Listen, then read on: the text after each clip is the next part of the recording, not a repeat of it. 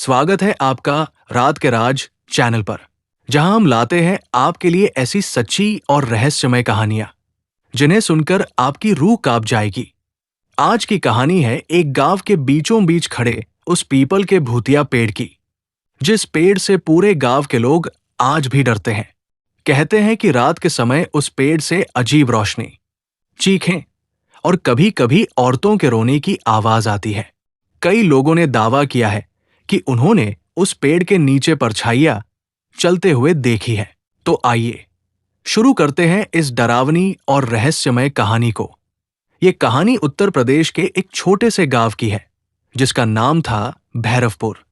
भैरवपुर चारों ओर से खेतों और घने पेड़ों से घिरा हुआ था।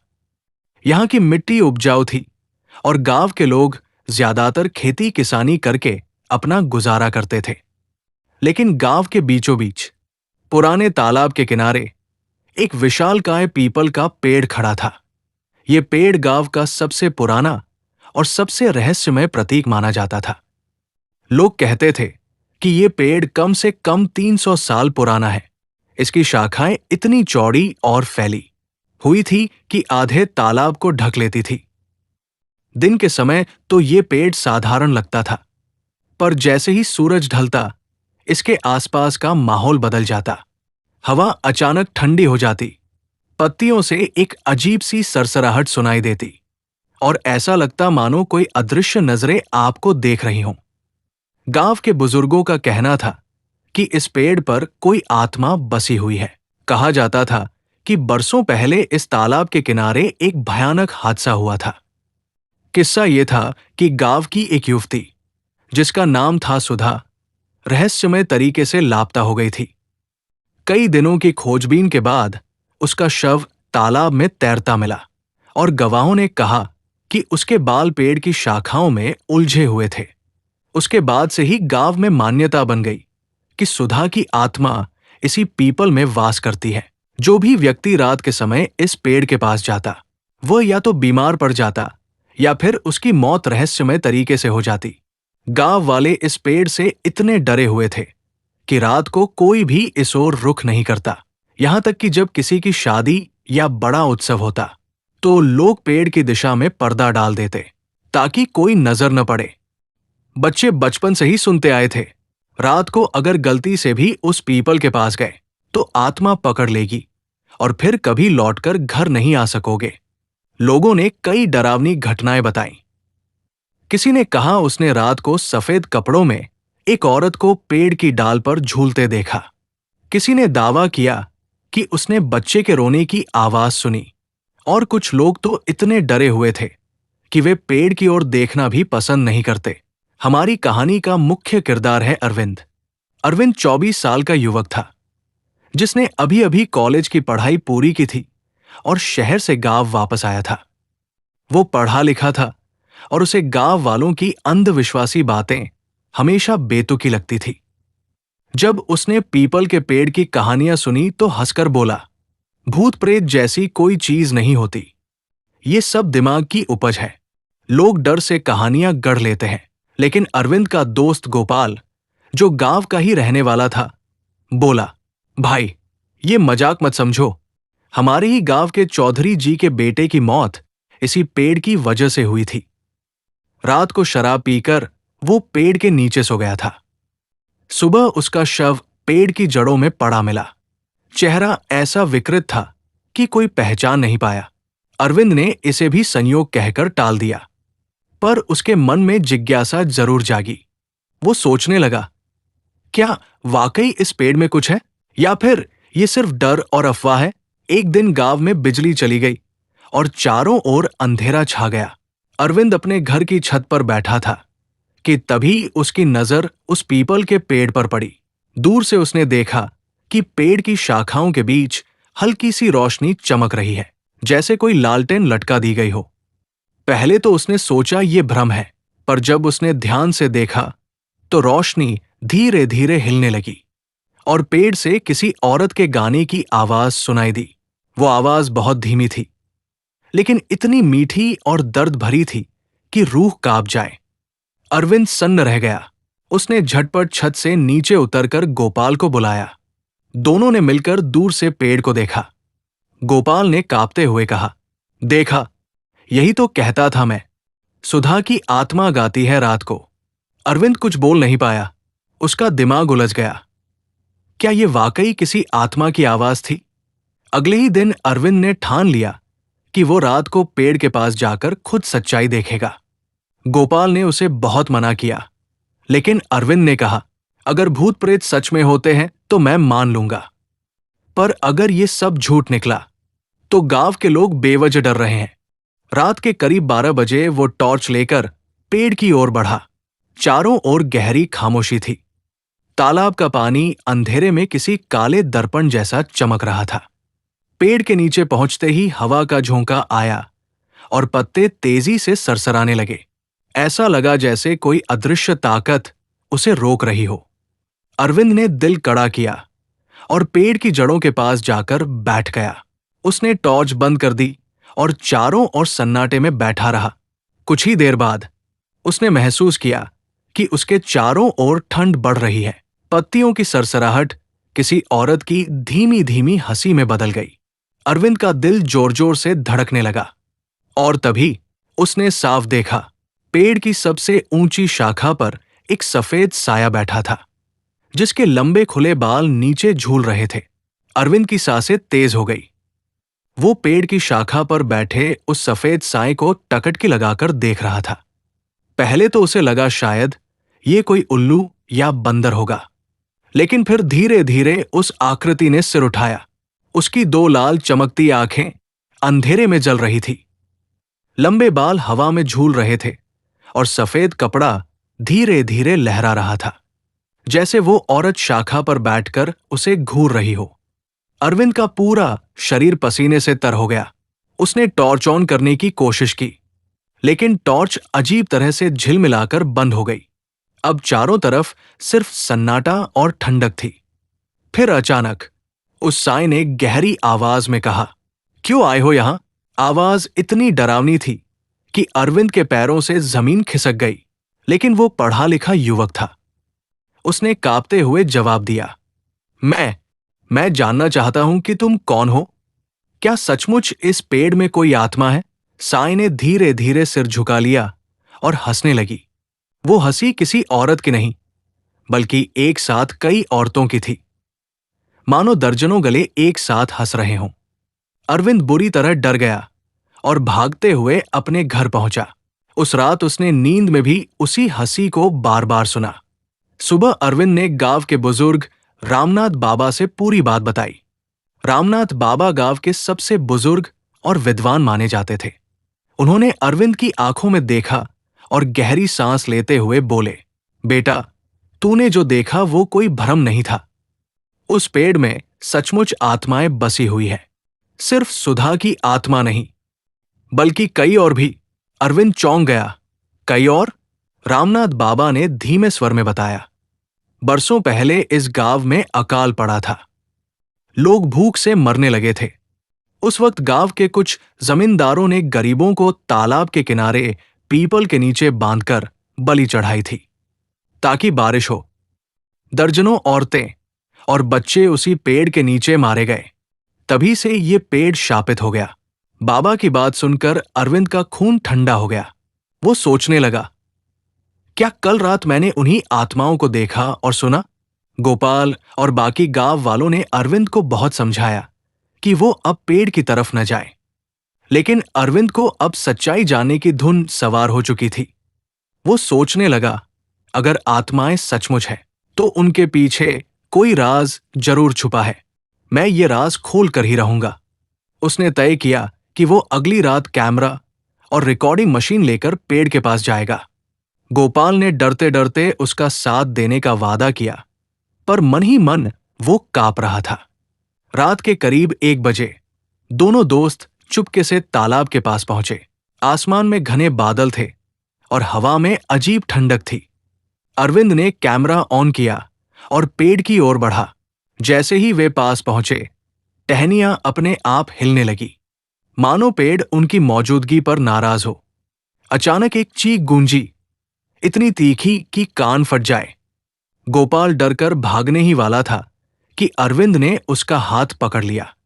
नहीं, रुक, हमें जानना होगा कि ये आवाज कहाँ से आ रही है। दोनों धीरे धीरे आगे बढ़े और पेड़ की जड़ों के पास पहुंचे। वहां मिट्टी खुदी हुई थी और मिट्टी के अंदर से हड्डियों के ढेर झलक रहे थे। गोपाल की चीख निकल गई, हे भगवान, ये तो इंसानों की हड्डियां हैं। अरविंद ने कांपते हुए कैमरा उन हड्डियों पर फोकस किया। उसी पल अचानक तेज हवा चली और कैमरा अपने आप बंद हो गया। जैसे ही दोनों पीछे मुड़े, उनके चारों ओर सफेद साए घूमने लगे। कम से कम 5-6 औरतों जैसी आकृतियां पेड़ से उतरकर उनकी तरफ बढ़ रही थी। उनके चेहरे ढके हुए थे, लेकिन आंखें लाल जल रही थी। एक साया अरविंद के बहुत करीब आकर बोला, हमें न्याय दो, हमारी मौत व्यर्थ गई, हमें शांति नहीं मिली। अरविंद को लगा जैसे उसका शरीर जकड़ लिया गया हो। वो हिल भी नहीं पा रहा था। गोपाल ने किसी तरह उसे खींचा और दोनों दौड़ते हुए गांव की ओर भागे। जब वे घर पहुंचे तो अरविंद की गर्दन पर नाखूनों के गहरे निशान थे, जैसे किसी ने जोर से पकड़ लिया हो। अगली सुबह अरविंद की हालत खराब थी, लेकिन उसके मन में सवाल और भी बढ़ गए थे। उसने रामनाथ बाबा से फिर बात की। बाबा ने कहा, बेटा, ये पेड़ सिर्फ शापित ही नहीं, बल्कि इसमें किसी ने तांत्रिक विद्या भी बांध दी है। आत्माएं मुक्त नहीं हो पा रही। जब तक कोई सच्चा साधक आकर इन्हें मुक्त नहीं करता, तब तक ये आत्माएं गांव के लोगों को डराती रहेंगी और कभी कभी मार भी डालेंगी। अरविंद ने ठान लिया, अब मैं ये राज खोल कर रहूंगा, चाहे कुछ भी हो जाए। अरविंद अब लगातार उसी रहस्यमय पेड़ के बारे में सोचता रहता था।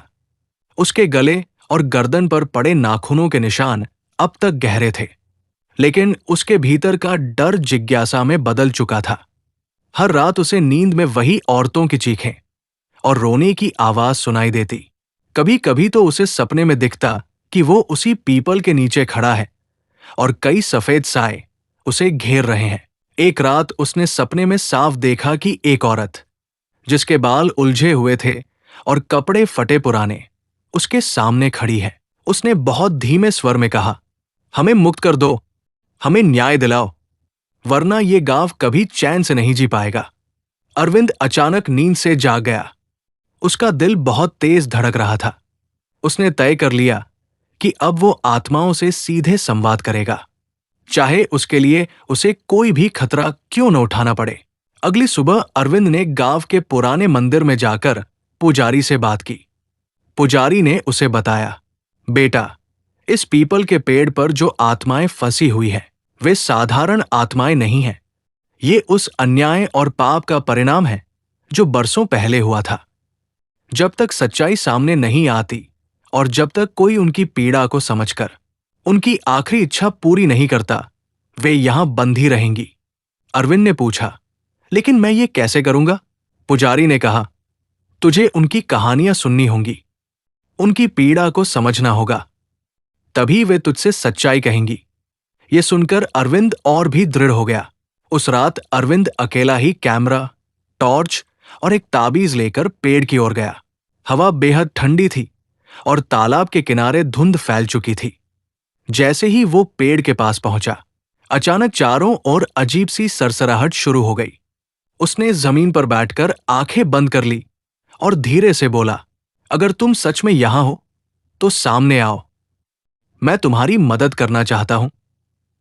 कुछ ही क्षणों बाद उसने महसूस किया कि उसके चारों ओर ठंडक और भी बढ़ गई है। आंखें खोलते ही उसने देखा, कम से कम 5-6 औरतों के साए उसके सामने खड़े हैं। उनकी आंखों में दर्द और रोष साफ दिखाई दे रहा था। एक औरत आगे बढ़ी। उसके पैरों में घुंघरू बंधे थे और उसका चेहरा अधजला हुआ लग रहा था। उसने कांपती आवाज में कहा, मैं गीता हूं। इस गांव के जमींदारों ने हमें तालाब के किनारे बलि चढ़ाया था। कहा था कि हमारी मौत से बारिश होगी, लेकिन हमारी चीखें सुनने वाला कोई नहीं था। हम सब यही दबा दिए गए। फिर दूसरी औरत बोली, मैं सुधा हूं। मुझे मेरे ही प्रेमी ने धोखा दिया। उसने मुझे मारकर इसी तालाब में फेंक दिया। मेरी आत्मा इस पेड़ से बंध गई। अरविंद की आंखें भर आई। वो कांपते हुए बोला, तो तुम चाहती क्या हो? सभी आत्माओं ने एक साथ कहा, सच को सामने लाओ, ताकि गांव वाले जान सके कि हमारे साथ क्या हुआ था। जब तक ये राज दबा रहेगा, हमारी आत्माएं भटकती रहेंगी। अरविंद ने अगले दिन गांव के पुराने दस्तावेज खोजने शुरू किए।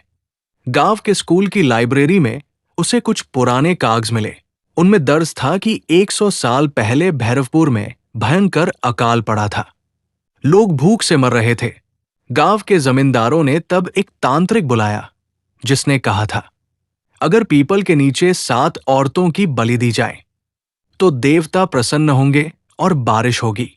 उस वक्त मजबूरी और डर के कारण गांव के कुछ लोगों ने मिलकर 7 औरतों और उनके बच्चों को पकड़कर पेड़ के नीचे बांध दिया और उन्हें निर्दयता से मार डाला। उसके बाद सचमुच बारिश तो हुई, लेकिन गांव शापित हो गया। अरविंद को यह सब पढ़कर झटका लगा। वो सोचने लगा, यही वजह है कि आत्माएं आज तक फंसी हुई हैं। उस रात अरविंद ने फिर पेड़ के पास जाकर आत्माओं से बात करने की कोशिश की, लेकिन इस बार माहौल अलग था। जैसे ही वो पेड़ के पास पहुंचा, अचानक जमीन हिलने लगी और पेड़ की शाखाएं जोर जोर से हिलने लगी। आसमान में काले बादल छा गए और बिजली कड़कने लगी। अचानक पेड़ से वही आत्माएं निकली, लेकिन इस बार उनके चेहरों पर गुस्सा था। अगर अब तक की ये रहस्यमयी कहानी आपके रोंगटे खड़े कर रही है, तो वीडियो को लाइक करना मत भूलना और अंधेरों में छिपे ऐसे ही राज जानने के लिए रात के राज चैनल को सब्सक्राइब जरूर कर लेना, वरना अगली बार कहानी आपको ढूंढते हुए आ सकती है। एक आत्मा चीख कर बोली, तुम्हें सच पता चल गया है, अब हमें मुक्त करो, वरना हम तुम्हें भी अपने साथ खींच लेंगे। अरविंद ने कांपते हुए कहा, मैं कोशिश करूंगा, पर मुझे बताओ, मैं तुम्हें कैसे मुक्त कर सकता हूं? आत्माएं कुछ देर चुप रही। फिर सुधा की आत्मा धीरे से बोली, हमारी राख अब भी इस पेड़ की जड़ों में है। जब तक उसे विधिवत अग्नि संस्कार नहीं मिलेगा, हम बंधे रहेंगे। अरविंद ने यह बात गांव के रामनाथ बाबा को बताई। बाबा ने गंभीर स्वर में कहा, बेटा, यह काम आसान नहीं है। तांत्रिक ने इन आत्माओं को सिर्फ बांधा ही नहीं, बल्कि अपने मंत्रों से उनकी शक्ति भी बढ़ा दी थी। अगर तू उनकी राख खोदने जाएगा, तो वे तुझे रोकेंगी। तुझे मौत तक का खतरा हो सकता है। लेकिन अरविंद अब पीछे हटने वाला नहीं था। उसने ठान लिया कि चाहे जान चली जाए, लेकिन वो आत्माओं को शांति दिलाकर रहेगा। अरविंद अब हर हाल में आत्माओं को शांति दिलाने का निश्चय कर चुका था। दिन रात उसे वही चेहरे, वही लाल आंखें और वही आवाजें सुनाई देती, हमें मुक्त करो, हमारी राख को अग्नि दो। गोपाल ने उसे बहुत समझाया, पागल हो गया है क्या? तू बार बार मौत को बुला रहा है। अगर सच में तू राख निकालने गया, तो वो आत्माएं तुझे कभी नहीं छोड़ेंगी। लेकिन अरविंद ने शांत स्वर में कहा, गोपाल, अब ये सिर्फ मेरा नहीं, पूरे गांव का सवाल है। जब तक ये श्राप मिटेगा नहीं, तब तक गांव चैन से नहीं जी पाएगा। अगली रात अरविंद ने खुद को पूरी तैयारी के साथ तैयार किया। उसने रामनाथ बाबा से मंत्र लिखवाए, गंगाजल और एक लोहे की खंजर साथ रखी। गोपाल डरते डरते उसके साथ चल पड़ा। दोनों रात के ठीक 12 बजे पीपल के पास पहुंचे। चारों ओर सन्नाटा था, बस पत्तों की सरसराहट और तालाब के पानी की हल्की लहरें सुनाई दे रही थी। अरविंद ने मिट्टी खोदना शुरू किया। पहले तो कुछ नहीं मिला, लेकिन थोड़ी देर बाद अचानक मिट्टी से हड्डियां और राख जैसी राख निकलने लगी। हवा और भी ठंडी हो गई। अचानक एक चीख गूंजी, इतनी भयानक कि गोपाल वहीं गिर पड़ा। पेड़ की शाखाओं से सफेद परछाइयां उतरने लगी। वे औरतों के साए थे, लेकिन इस बार उनके चेहरे विकृत और गुस्से से भरे हुए थे। एक साया चीखा, क्यों छेड़ा हमारी नींद को? क्यों खोदी हमारी कब्र? अरविंद ने कांपते हुए कहा, मैं तुम्हें मुक्त करना चाहता हूं। लेकिन आत्माएं अब हिंसक हो चुकी थी। वे अचानक उस पर टूट पड़ी। अरविंद को लगा जैसे किसी ने उसकी छाती दबोच ली हो। सांस घुट रही थी। गोपाल ने कांपते हुए गंगाजल छिड़का। जैसे ही पानी आत्माओं पर पड़ा, वे पीछे हट गई और एक पल के लिए गायब हो गई। अरविंद ने जल्दी जल्दी सारी राख इकट्ठी की और कपड़े में बांध ली। लेकिन तभी पेड़ की जड़ें हिलने लगी, जैसे कोई अदृश्य ताकत राख को वापस खींचना चाह रही हो। अचानक पेड़ के तने पर एक काली परछाई उभरी। वो किसी तांत्रिक की आकृति थी, हाथ में त्रिशूल और चेहरे पर डरावनी मुस्कान। उसकी आंखें अंगारों की तरह लाल थी। उसने गरजते हुए कहा, ये आत्माएं मेरी हैं। मैंने इन्हें बांधा है। कोई भी इन्हें मुक्त नहीं कर सकता।